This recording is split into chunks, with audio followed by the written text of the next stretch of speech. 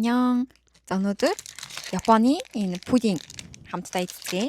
Би сая Япон яваад ирэхдээ энэ хоёрыг авч ирж ирсэн. Ингэж бичлэг хийн гэж бодсоор хагаад өдийг хүргэсэн байна. За хамт идэж үзье. Хамгийн ихэд энэ шоколадтай идэж үзье. Би тэгтээ энийг алччихгүй ингэж задлаад энийг идсэн баггүй юу? Шоколадны ямттай. Энэ болохоор матча буюу ногоон цай ямттай. Японч бас ногоон цайгаар алдартай шүү дээ. Энийг авсан байгаа. Энийг хараад таван дээр ингэ тавьсан чинь ийм юм хөөрхөн.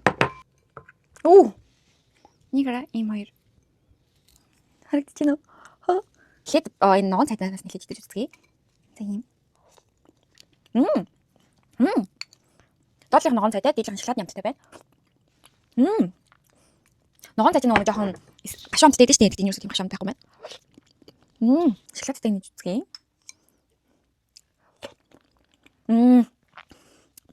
За шоколадтай нэрх юм болтуу. Үнэхээр гоё.